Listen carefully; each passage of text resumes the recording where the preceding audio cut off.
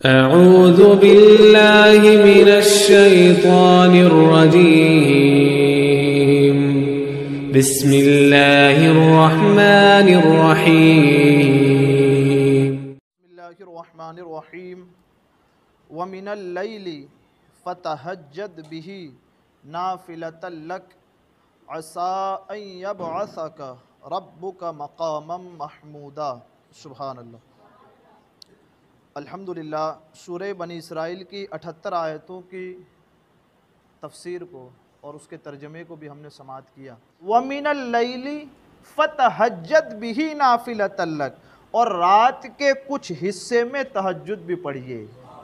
وہاں نماز کا ظہر، عصر، مغرب، عشاء، سورج کے ڈھلنے سے لے کر اندھیرا ہونے تک، پھر کا صبح کا قرآن، فجر کی نماز بھی آ گئی۔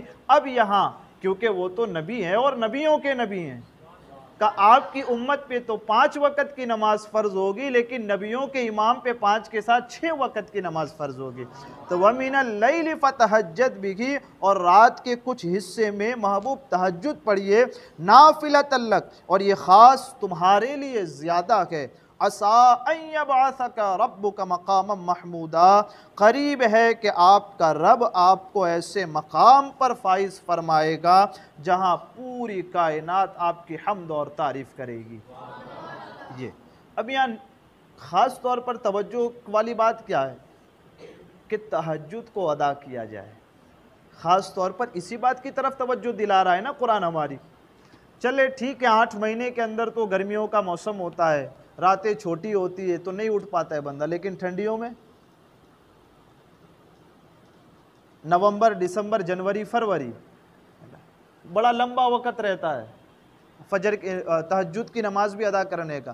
10 گھنٹے کے آدمی کو نیند مل جاتی ہے، 9 گھنٹے کی نیند مل جاتی ہے۔ اس میں تو اہتمام کم سے کم ہمارا اور آپ کا یہ ہونا چاہیے کہ ٹھنڈیوں میں تو تہجد کی عادت ڈال دینی چاہیے۔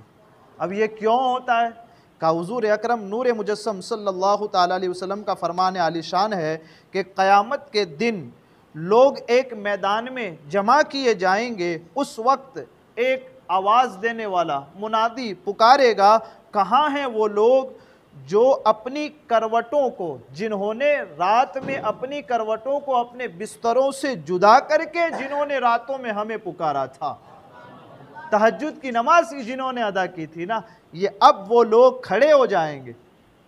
جن کو جن کو آواز دی جائے گی وہی نہ کھڑے ہوں گے نا۔ تو اور اس کے بعد کہا جاتا ہے وہ لوگ کھڑے ہوں گے اور تھوڑے سے ہوں گے وہ لوگ۔ اب انہیں کہا جائے گا یہ وہ لوگ ہیں جنہوں نے اپنی نیند اور اپنی راتیں مجھے یاد کرنے میں گزاری تھی، آج اس کا بدلہ ہم انہیں یہ دیتے ہیں کہ بغیر حساب کے انہیں جنت میں داخل فرما۔ سبحان اللہ۔ تو بندہ شروعات تو کرے نا۔ کبھی ہم نہیں کہتے مولانا انشاءاللہ جمعہ سے میں نماز پڑھنا شروع کر دوں گا، کل سے شروع کر دوں گا، میری بیٹی کی شادی آج ختم ہو جائے تو کل سے 5 وقت کا نمازی بن جاؤں گا۔ تو تہجد بھی ایسی چیز ہے، بندہ شروع تو کرے نا کبھی۔ یہی نہیں ہے تو کہ چلو ٹھنڈیوں میں شروع کروں گا۔ یقیناً 40 دن ہو جائیں گے نا ٹھنڈیوں میں شروع کرتے کرتے، انشاءاللہ ایسا ہو جائے گا پورے سال کے آپ تہجد پڑھنے والے ہو جائیں۔ اس فضیلت پانے والوں میں ہمارا اور آپ کا اللہ شمار فرمائے کہ اعلان ہی یہ ہوگا کہاں ہیں تہجد پڑھنے والے، کھڑے ہو جائیں۔ کہا آج ان سے حساب نہیں ہوگا، کہا کیوں؟ انہوں نے ہم کو راضی کیا، آج ہم انہیں راضی کر رہے ہیں، بغیر حساب کے ان کو جنت میں داخلہ دے دیا جائے گا۔ تو یہ اللہ تعالی ہم سب کو نماز تہجد ادا کرنے کی توفیق عطا فرمائے۔ اور خاص اس میں ہمارے لیے سبق یہ بھی ہے کہ نماز تہجد بھی ہو، ساتھ حضور کی سنت بھی ادا ہو رہی ہے۔ حضور صلی اللہ تعالیٰ علیہ وسلم کی ایسی سنت پر عمل ہو رہا ہو کہ حضور نے پوری زندگی میں کبھی تہجد کی نماز کو نہیں چھوڑا ہے۔ تو ہماری نیت ساتھ میں یہ بھی ہو کہ ایک طرف ہم تہجد بھی ادا کر رہے ہیں اور ساتھ محبوب کی سنت بھی ادا کر رہے ہیں۔ اس کے بعد والی یہاں جو آیت، اس کے بعد والا جو لفظ ہے ٹکڑا قرآن مقدس کا، عَسَىٰ أَن يَبْعَثَكَ رَبُّكَ مَقَامًا مَحْمُودًا، قریب ہے آپ کا رب آپ کو ایسے مقام پر فائز فرمائے گا جہاں سب آپ کی حمد اور تعریف کریں گے۔ سبحان اللہ۔ اچھا یہ مقام محمود ہے کیا؟ کہ اس آیت میں جو مقام محمود ہے اس سے کیا مراد ہے؟ کہ مقام محمود سے مقام شفاعت مراد ہے۔ سبحان اللہ۔ سبحان اللہ کہنا بنتا ہے امتیوں کا۔ حضور صلی اللہ تعالیٰ علیہ وسلم کو اللہ مقام شفاعت پر قائم فرمائے گا۔ اچھا کیا ہے یہ؟ کہ آدم علیہ السلام سے لے کر اولین و آخرین اس دن حضور کی تعریف فرمائیں گے۔ یہ جیسا کہ حضرت ابو ہریرہ رضی اللہ تعالیٰ عنہ کی روایت، جس کو امام ترمذی نے اپنی ترمذی میں ذکر کیا، کیا کہ وہ نبی اکرم نور مجسم صلی اللہ تعالیٰ علیہ وسلم ارشاد فرماتے ہیں، جب حضرت ابو ہریرہ رضی اللہ تعالیٰ عنہ نے حضور علیہ السلام کی بارگاہ میں عرض کی، آقا یہ جو مقام محمود کا لفظ قرآن میں آیا ہے کیا معنی کہ اس کا؟ حضور صلی اللہ تعالیٰ علیہ وسلم جواب میں ارشاد فرماتے ہیں کہ اس سے شفاعت مراد ہے۔ شفاعت، اللہ تبارک و تعالیٰ نے حضور صلی اللہ تعالیٰ علیہ وسلم کو شفاعت کا وہ مقام اور مرتبہ عطا فرمایا کہ کل قیامت میں جب ان کی گنہگار امت آئے گی، حضور صلی اللہ تعالیٰ علیہ وسلم بغیر حساب کے ان کا ہاتھ پکڑ کے انہیں جنت میں داخل فرما دیں گے۔ یہ ہے مقام شفاعت۔ اب اس کی تھوڑی سی وضاحت امام عشق و محبت امام احمد رضا رحمۃ اللہ تعالیٰ علیہ نے فتویٰ رضویہ شریف میں جو کی ہے اس کی طرف میں آپ کی توجہ دلانا چاہتا ہوں کہ یہاں آپ فرماتے کہ شفاعت کی بہت ساری حدیثیں ہیں اور بہت ساری آیتیں بھی ہیں۔ یہ مسئلہ اس لیے ہم بیان فرماتے ہیں، حضور علیہ الصلوۃ والسلام خود سے شفاعت نہیں کریں گے۔ کیا خود سے شفاعت؟ خود کے پاس کوئی پاور رب کے دینے سے رب حضور علیہ السلام کو وہ پاور ملے گا اس دن۔ یا یہ ہمارا یہ عقیدہ بھی ہے کہ حضور علیہ الصلوۃ والسلام شفاعت فرمائیں گے۔ اس دن کے بارے میں کہا جاتا ہے کسی کو بولنے کی بھی طاقت نہیں ہوگی، کوئی بول بھی نہیں سکے گا۔ کون بولے گا؟ کہا جس کو رحمان کی طرف سے اجازت دی جائے گی وہی بولے گا اس دن۔ اب وہ حدیث پاک بھی آ رہی ہے یہاں کہ سب کی حالت یہ ہوگی کہ لوگ ایک دوسرے کی طرف بھیج رہے ہوں گے، یہ بے خبری کہ خلق پھری کہاں سے کہاں تمہارے لیے، یعنی کہ حضرت آدم کے پاس بھی جائیں گے اور کہیں گے شفاعت کیجئے، تو حضرت آدم اپنے بعد حضرت شیس کے پاس بھیجیں گے، پھر وہ اس کے بعد دوسرے کے پاس حضرت ابراہیم کے پاس، آتے آتے آخر تک حضرت عیسیٰ علیہ السلام کے پاس آئیں گے، وہ بھی کہیں گے کہ اس کے ہمارے علاوہ کسی اور کے پاس جائیے۔ تو یہاں قیامت میں نفسی کے عالم میں لوگ ایک دوسرے کو اپنے سے دور کر رہے ہوں گے، وہاں حضور فرما رہے ہوں گے انا لہا، میں اسی لیے تو ہوں، یعنی ہماری نجات، ہماری جو تکلیفیں اس کو دور فرمائیے اور ہمارا فیصلہ ہو جائے، حضور کرم فرمائیے۔ یا یہ بات کو، یہ مقام محمود ہے کہ حضور علیہ الصلوۃ والسلام اس دن سب لوگوں کی تکلیفوں کو دور فرما کر انہیں امن والی زندگی کی طرف لے کر کے جائیں گے۔ یا کیا ہوگا؟ لوگ اپنے گردنوں کو جھکائے ہوئے کھڑے ہوں گے، کتنے؟